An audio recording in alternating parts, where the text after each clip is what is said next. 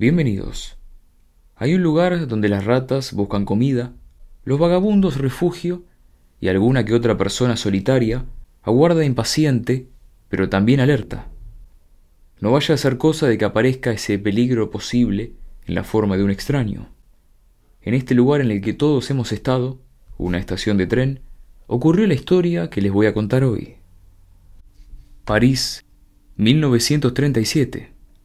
Una mujer aborda un vagón de tren completamente vacío. Al llegar a la siguiente estación, 90 segundos después, aparece muerta con un cuchillo clavado en el cuello. Este caso es lo que en literatura de crimen se conoce como un misterio de cuarto cerrado. La víctima está sola en una habitación donde no hay manera de entrar, pero aún así alguien se las arregla para asesinarla. Hay pocos ejemplos de esto en la vida real, y este es uno de ellos. Estos son los hechos concernientes al imposible asesinato de Letitia Thoreau.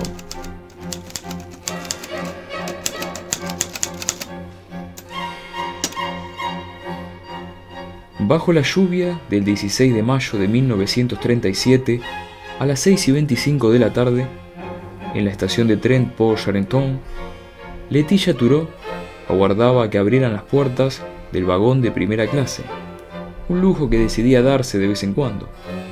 Por suerte, estaba vacío, así que iba a viajar sola. A las 6:27 de la tarde, partió hacia la siguiente estación. A las 6:29, mientras el tren aminoraba la marcha para frenar en Port-Doré, dos hombres que viajaban en el vagón de segunda clase, Raymond Bruel y André Lechont, creyeron oír los gritos de una mujer en el vagón de primera clase. Al descender, salieron corriendo para ayudar a quien quiera estuviese en problemas. Al mismo tiempo, un hombre de mediana edad de apellido Thoreau entraba por el otro lado con su prometida y un amigo. Por último, por las puertas de delante llegaban tres prostitutas: Elizabeth Guy, Marie Caton e Yvette Bailey. Sin prestar atención, comenzaron a destrabar las ventanas para abrirlas. El sonido de un peso muerto cayendo al suelo los hizo voltear en dirección de la figura encorvada al frente del vagón. Letitia Thoreau tenía un cuchillo clavado en el cuello. Un empleado ferroviario corrió a buscar a un policía y encontró al inspector Lavey. Minuto a minuto la estación fue llenándose de uniformados. Letitia seguía con vida, pero no podía hablar. En su afán de querer ayudarla, Lavey cometió un error fatal. Removió el cuchillo de la herida, haciendo que la sangre brotara a chorros de la yugular cortada. Para cuando Letitia llegó al hospital, ya estaba muerta. El asesinato solo pudo cometerse en el tramo de una estación a otra, entre las cuales el asesino logró mantenerse completamente invisible. La investigación obviamente comenzó de inmediato.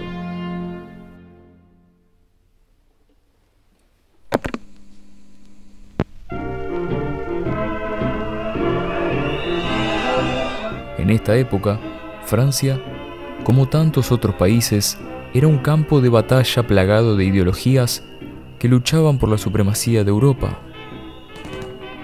Las millones de muertes dejadas por la Primera Guerra Mundial y la gripe española obligaron al gobierno francés a abrir sus fronteras y dar la bienvenida a extranjeros para cubrir la cuota de trabajadores que la guerra y la enfermedad se habían llevado.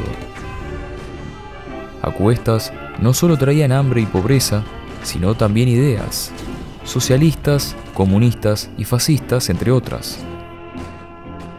Para cuando la crisis del 29 arrasó con la economía, todos creían tener la respuesta, y así fueron formándose los grupos extremistas.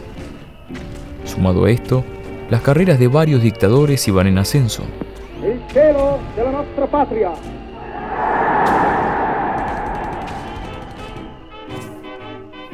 En este ambiente enviciado, las protestas, los amotinamientos y la represión policial eran comunes. Así de estridente y animosa también era la vida nocturna del ciudadano común, entre pinturas de Dalí, discos de Stravinsky y películas de Renoir en los muchos bares, tugurios y salones de baile. Una vida tan glamorosa como sórdida. Estas eran las calles que recorría Leticia Thoreau la noche en que fue asesinada. En este contexto, un asesinato podía ser muchas cosas, pero nunca una casualidad.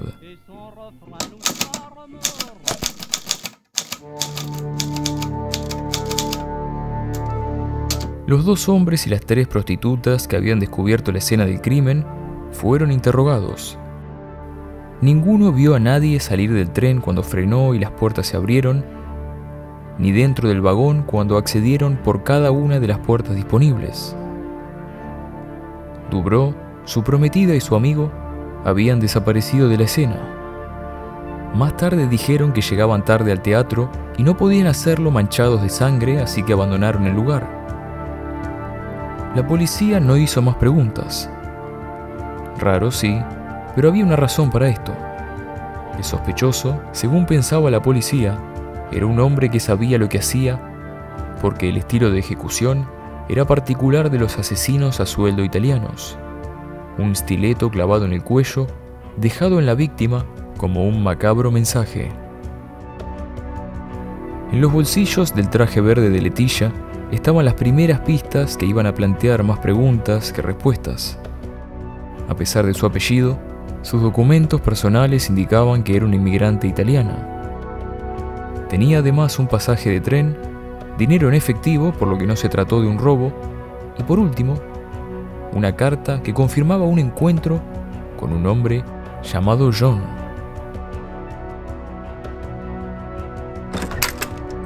Algunas respuestas fueron encontradas en el apartamento de Leticia. Modestamente decorado, con un pasillo de entrada, una cocina y una habitación, en esta última hallaron por un lado una libreta de casamiento. Thoreau era el apellido de su difunto esposo, hijo del dueño de la fábrica donde ella trabajaba. Fue un matrimonio secreto con un hombre mayor con quien conoció la noche parisina, que la dejó viuda a los 22 años y sin un centavo. Por otro, había una serie de cartas. El primero de los remitentes era Jean Martin, un marinero estacionado en Toulogne. Quizá un amante despechado, creyó la policía. Sin embargo, al ser interrogado, Jean Martin dijo que no habían intimado, solo eran amigos que se habían conocido en un bal musette, un salón de baile.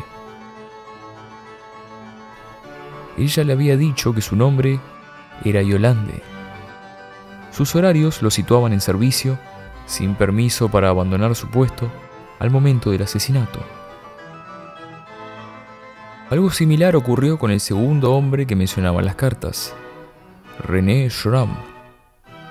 Este la había conocido en otro salón, Le Tango, y las cartas que Leticia guardó llegaban a más de 20.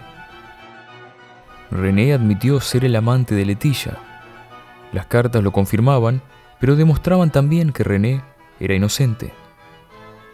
Era otro marinero cumpliendo su deber al momento del asesinato.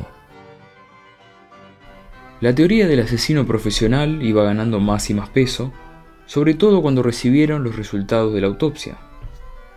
Leticia había muerto por un cuchillo que entró por detrás de la oreja derecha, cortando la yugular y clavándose la punta en las cervicales.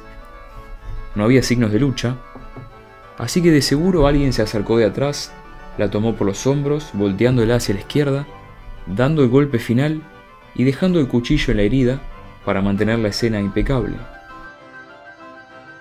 En el depósito de vagones descansaba la mismísima escena del crimen, de la cual no pudieron sacar ni una sola respuesta.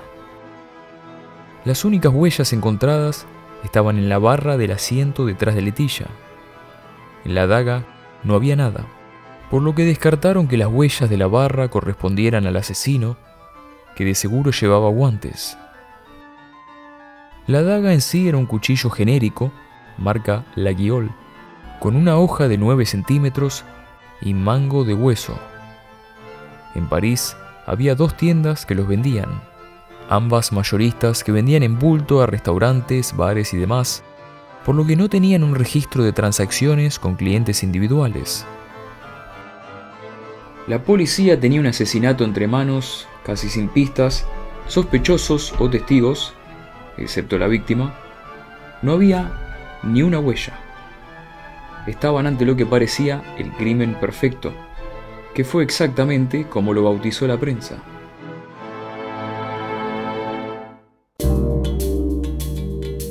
De los periodistas franceses de la época, se decía en el rubro que entre cigarrillos, notas y grabaciones ponían más ímpetu en resolver un buen crimen que la policía local. Este incidente en sí ya era suficiente para que se tiraran uno encima del otro para buscar pistas por las calles de París. Pero ninguno esperaba, como descubrirían dentro de poco, el trasfondo mucho más complicado que había. Muchos rumores no habían terminado de confirmarse que ya estaban siendo impresos por un periódico para ganarle a la competencia. Las teorías abundaban. Una decía que el asesino entró, la mató y salió.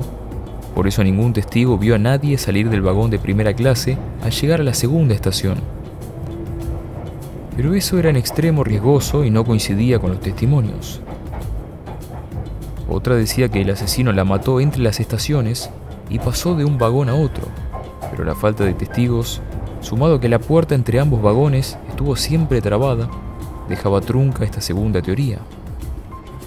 Al principio a Leticia la pintaron como una niña buena, agradable a todos, cercana a su familia, radiante mujer y trabajadora, que vestía exclusivamente de negro desde su viudez. Pero mientras más evidente se hacía la realidad de que había algún secreto oscuro detrás de su muerte, esta construcción de personaje fue cambiando gradualmente a la de una figura engañosa que vivía una doble vida en el bajo mundo parisino. Las cartas de algunos amantes pasajeros y un amigo se convirtieron por mano de la prensa en una pila de escritos a puño y letra por una fila de admiradores rechazados por una femme fatal. Las visitas a los Bal Musette se convirtieron en turnos que Leticia pasaba trabajando como prostituta, entre los cuales se rebuscaban los bolsillos de aquellos que bailaban en la pista. Su imagen fue cayendo más y más profundo en un mundo de alcohol, drogas, gángsters, activistas políticos y asesinos a sueldo.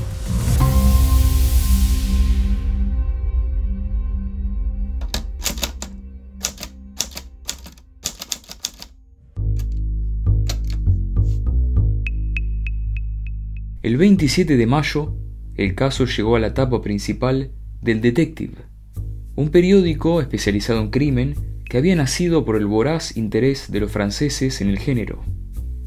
En este, se prometía llegar a esa verdad oculta que había detrás de la vida de Leticia Thoreau, que la llevó a ser asesinada por un profesional. Y a decir verdad, no fue una promesa vacía.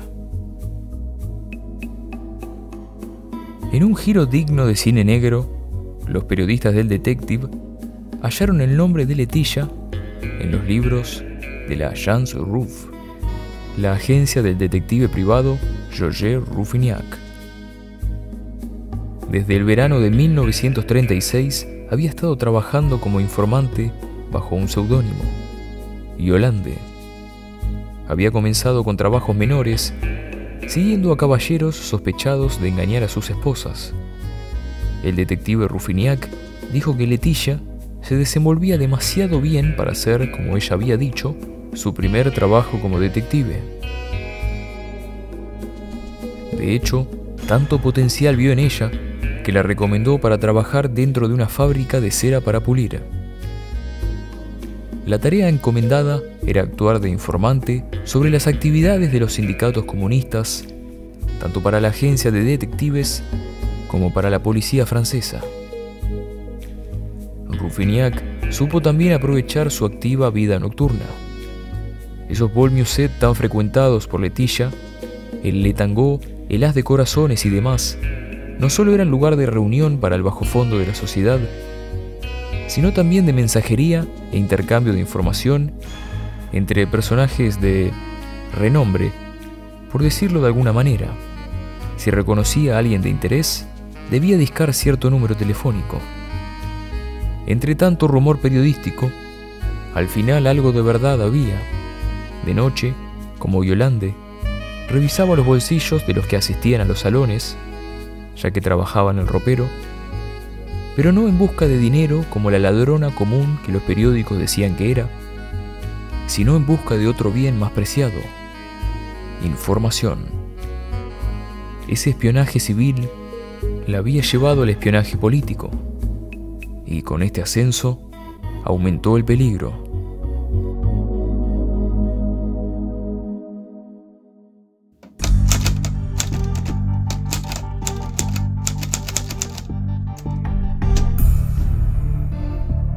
A espaldas de Ruffiniak y de la policía, había comenzado un amorío con un tal Gabriel Jantat. Por desgracia, Jantat era miembro fundador de su próximo blanco de espionaje, el Comité Secreto de Revolución, la Cagul, literalmente la capucha. Los fascistas alemanes y los comunistas rusos tenían su apoyo en Francia, a los que se sumaban los industrialistas, socialistas, realistas y nacionalistas. Los escándalos políticos y económicos y los atentados con bombas pusieron al poder a un gobierno de izquierda que eliminó mediante la ley a cualquier oponente político. En medio de todo esto, apareció la Cagul, un grupo de derecha fascista formado en junio de 1936 que vino a concentrar el grito de un sector de la población que tenía fuertes creencias de derecha, pero ningún método para expresarlas.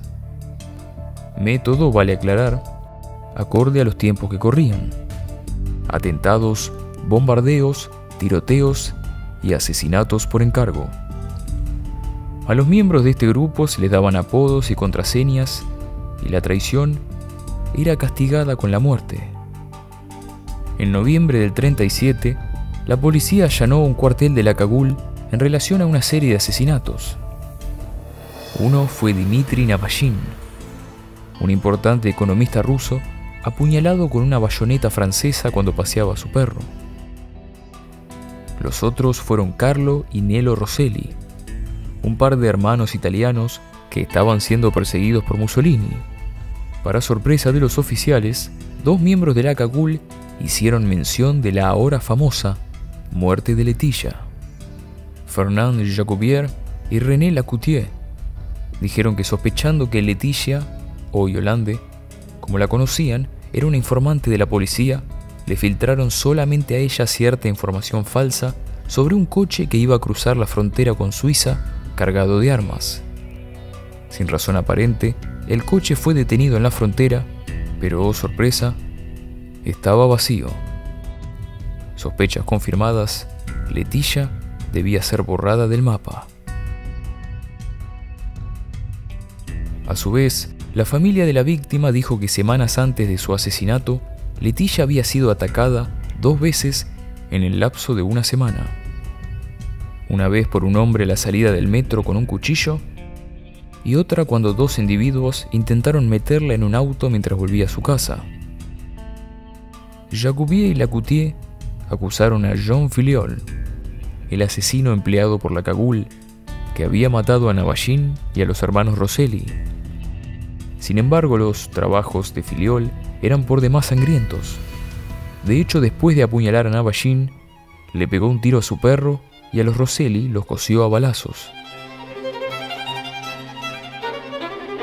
La última pista del caso es una lista de espías del Servicio Secreto Italiano de 1929, entre los cuales apareció, sí, Letitia Thurow. A su amante, Gabriel Jantat, le había confesado estar bajo la mira del gobierno italiano por saber demasiado. A su hermano le había dicho que tenía planeado irse a Egipto por un tiempo, aunque por supuesto eso nunca ocurrió.